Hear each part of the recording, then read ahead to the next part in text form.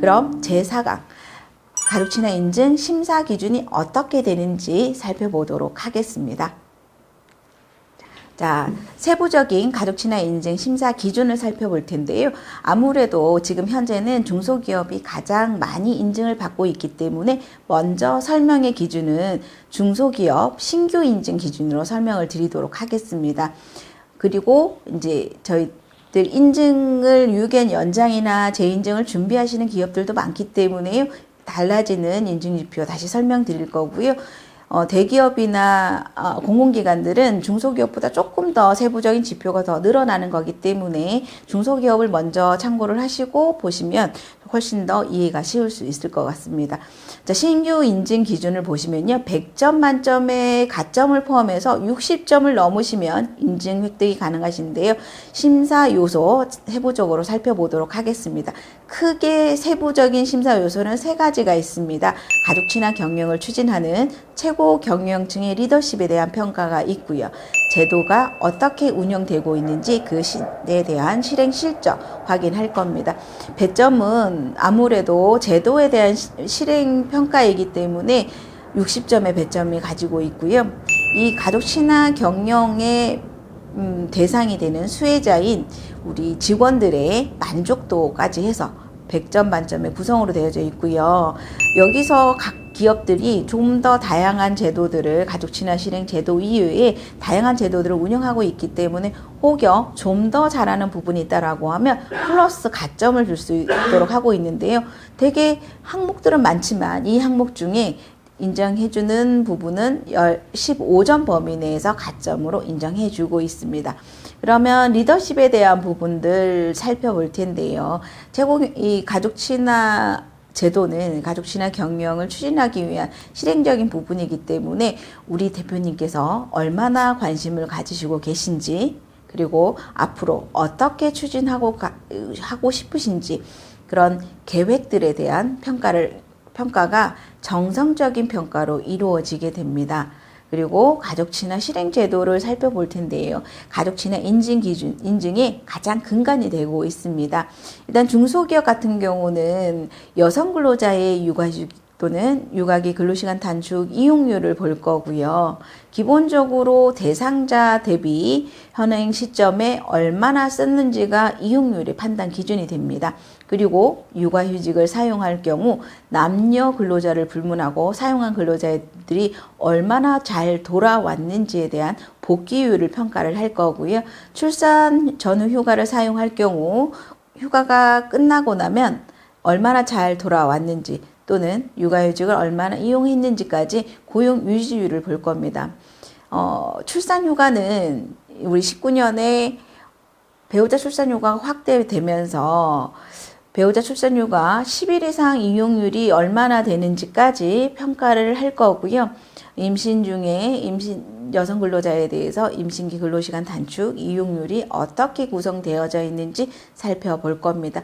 이용률로 되어져 있기 때문에요.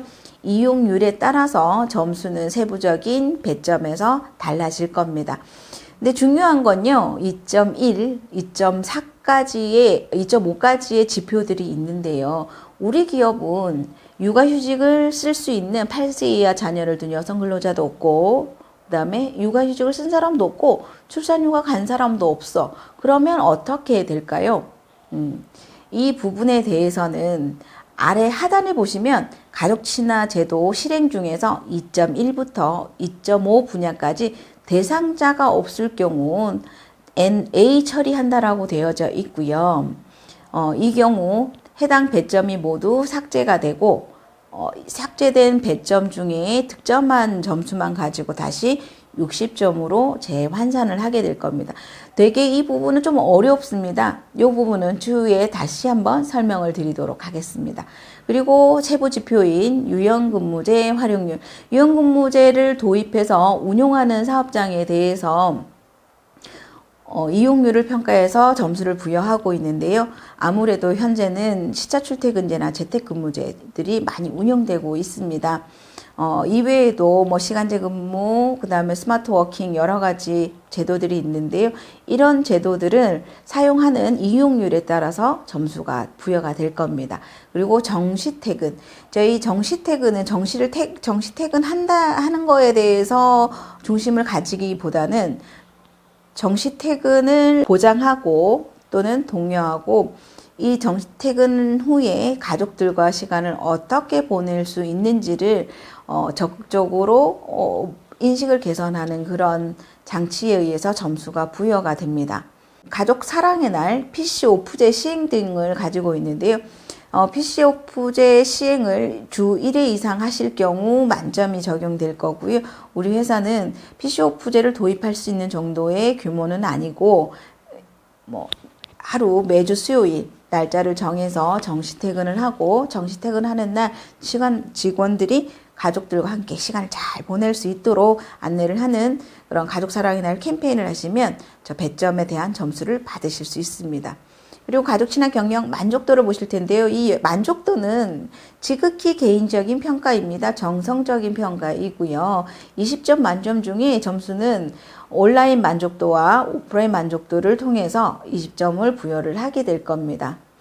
보통 소규모 사업장 같은 경우는 저 점수가 90%에서 100% 나오는 경우들도 많고요. 평균적으로 우리는 어떤 예상 점수를 잡아야 되느냐? 평균적으로 보실 때는 한 7, 80%의 만족도를 예상하시면 좋을 것 같습니다. 가점은 요 해당하는 항목들의 실적이 있으면 점수가 가능한데요. 대표적으로 남성 근로자의 육아휴직 이용, 그 다음에 작년 코로나 때문에 가족 돌봄 휴가 이런 가점이 있으시면 점수가 들어갈 건데요. 이 모든 실적은 일부 지표를 제외하고는 작년 20년 12월 31일까지 시행된 실적들만 인정하고 있고 예외적으로 정시퇴근 실적이나 이런 것들만 당해년도 실적으로도 인증이 가능하다라는 거. 그러면 신규 인증 지표 세부적인 내용 봤고요. 그러면 만일 중소기업으로서 유견 연장이나 재인증을 준비하신다. 그러면 어떤 기준이 달라지는지 한번 살펴보도록 하겠습니다.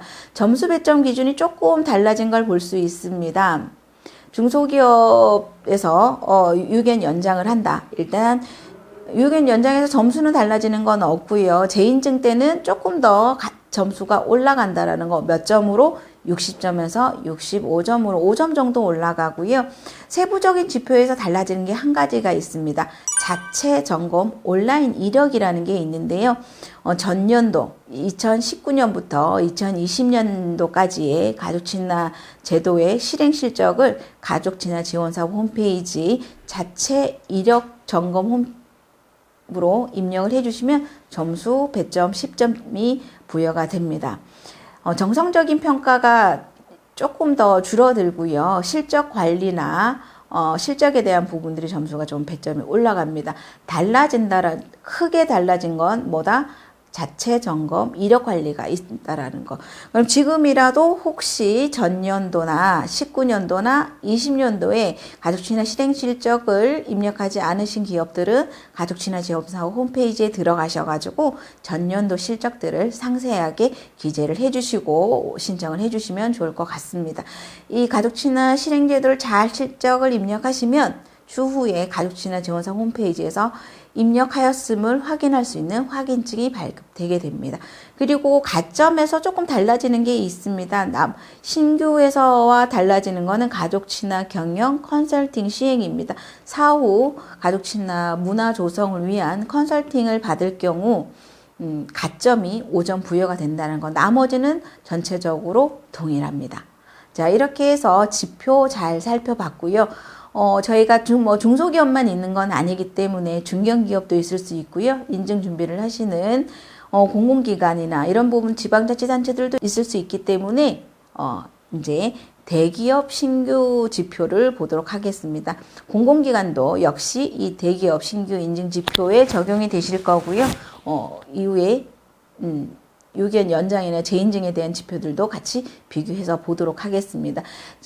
중소기업과 달리 가족친화 경영에 대한 점수 배점은 동일한데요. 신규 인증 기준이 조금 더 올라갔죠. 100점 만점에 70점 이상이어야 되고요. 그리고 리더십이나 가족 친화 실행 제도에 있어서 해당 배점의 50% 이상을 득점하셔야 좀 인증이 가능하다라는 거. 그러니까 과락 제도가 있습니다. 자, 그럼 리더십 내용 한번 볼게요. 가족 친화 경영에 대한 경영층의 관심과 의지에 대한 배점이 있고요. 그리고 가족 친화 프로그램들을 우리 경영층들이 얼마나 참여하고 있는지, 그리고 가족 친화 관련 인력을 보유하고 있는지에 따라서 이 세 가지를 평가를 하게 될 겁니다. 조금 더 세부적으로 중소기업과 다르게 가족 친화 프로그램 참여와 인력에 대한 부분들이 배점이 더 늘어났고요. 가족 친화 실행 제도도 더 세부적으로 늘어나 있는 것을 볼 수 있습니다. 자, 그럼 처음 자녀 출산 및 양육 지원 제도 볼게요. 2.1에서는 여성 근로자의 육아휴직 이용률 중소기업과 동일하죠. 근데 하나가 더 이제 대기업과 공공기관들은 남성 근로자의 육아휴직 이용률이 평가 지표에 들어져 있고요. 나머지는 육아휴직 복귀율이나 출산 전후 고용유지율, 그다음에 배우자 출산 육아 이용률, 임신기 근로시간 단축 이용률은 중소기업과 동일합니다. 그리고 유연근무제 활용률도 동일하고요. 가족 친화 직장 문화 조성을 위해서는 정시 퇴근에 관련된 지표뿐만 아니라 인식 개선이나 제도 안내를 위한 가족 친화 직장 교육을 얼마나 잘 실시하고 있는지가 세부 지표에 들어져 있습니다. 중소기업은 가족 친화 직장 교육을 실시하면 가점을 점수를 받는 거지만 대기업이나 공공기관들은 가족 친화 직장 교육을 실시하셔야만이 실행 제도로 점수를 받을 수 있다라는 거 두 개 좀 비교 잘 해주시면 좋을 것 같고요. 만족도는 중소기업과 동일합니다. 그리고 세부 지표에 대해서는 전체적으로 숫자가 조금 줄어든 것들도 있고요. 가점의 최대 인정 점수가 중소기업은 15점이었지만 대기업은 최대 10점까지만 인정하고 있다라는 거.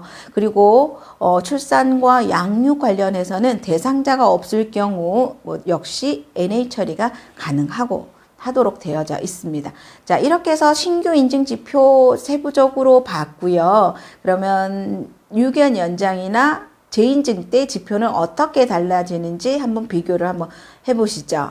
자, 유견 연장에 대해서는 기준은 100점 만점에 가점을 포함해서 70점 이상 넘어가시면 되고요. 여기서도 똑같이 과락제도는 있습니다. 가족 친화 실행제도에 대한 점수가 60점 중에 30점을 넘으셔야 되고 최고 경영층 리더십이 15점 중에 8점 이상 절반을 넘으셔야 인증이 가능하다라는 거. 자, 리더십의 점수 배점이 20점에서 신규에서 20점이었다면 유기나 재인증은 15점으로 줄어들고요. 가족 친화 경영 만족도 역시 20점에서 15점으로 줄어들게 됩니다. 그리고 중소기업 유견 연장 인증과 동일하게 자체 점검 이력이 발생 기재가 되도록 하고 있고요. 19년 여기도 똑같이 19년부터 20년까지의 가족 친화 실행 실적 잘 입력하셔야 배점 10점을 받으실 수 있습니다. 여러 가지 각 직장 어린이집 설치에 대해서 또는 다양한 가족 친화 프로그램 그다음에 돌봄을 위한 그런 프로그램들이 잘 시행되고 있으면 여러 가지 점수를 받으실 수 있습니다. 여기는 가점들이 주로 이루어지는데요. 특이하게 대기업 공공기관은 감점 제도가 있습니다. 감점 제도가 뭐냐면요. 고용노동부 주관으로 적극적 고용 개선 조치에 대해서 기준에 미달하는 기업은 가점이 아니라 감점 마이너스 2점이 되시고요. 이렇게 3년 이상 기준에 미달하는 기업으로 될 경우 미달 기업으로 공표가 되실 거고요. 이 경우 미달 기업으로 공포가 되시는 순간 인증 배제나 인증 취소가 될 수 있다라는 거 잘 확인을 좀 해주시면 좋을 것 같습니다. 이렇게 해서 우리 중소기업의 인증지표, 신규 인증지표, 그 다음에 중소기업이 유효기간 연장을 하거나 재인증 받을 때의 지표 봤고요. 이에 비해서 대기업에 대한 지표가 어떻게 달라지는지, 어떤 부분이 크게 달라지는지 한번 살펴봤습니다. 이렇게 세부적인 지표들을 다 설명을 드렸는데요. 심사 기준은 실은 세부적인 내용, 이용률들은 저희가 이렇게 설명드리기보다는 책자를 보면서 보시면 훨씬 더 쉬울 수 있기 때문에요. 이게 저희가 안내해드리는 책자 같이 한번 보시면 해당 비율별로 점수가 어떻게 되는지 잘 살펴보시면 좋을 것 같습니다. 심사 기준에 대해서 전체적으로 설명드렸고요.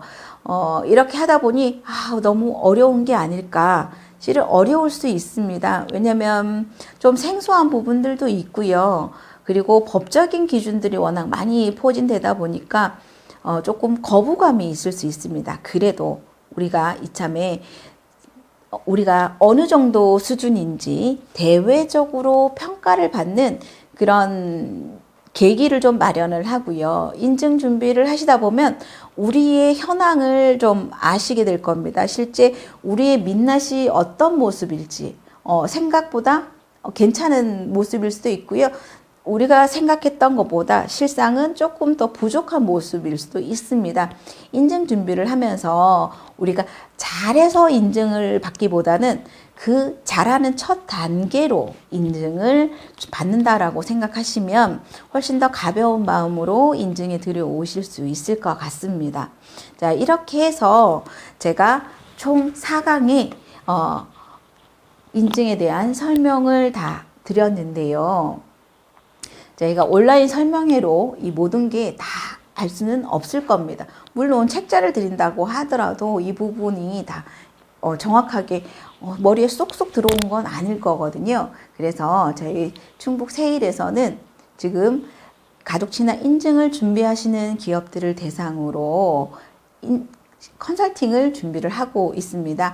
여러 개의 기관이 함께 모여서 진행하는 그룹 컨설팅과 함께 그룹 컨설팅으로도 조금 부족한 그런 부분이나 아니면 전문가의 지도 조언이 더 필요한 기업들을 대상으로 찾아가는 1대1 컨설팅도 준비하고 있으니까요. 많이 신청해 주시면 좋을 것 같고요. 자세한 내용은 저희 충북 세일 홈페이지를 통해서 내용 확인하시면 좋을 것 같습니다. 저는 이렇게 해서 가족친화 인증에 대한 설명에 간단하게 마무리하고요. 우리 현장에서 다시 만날 수 있기를 기대하겠습니다. 모두들 수고하셨습니다.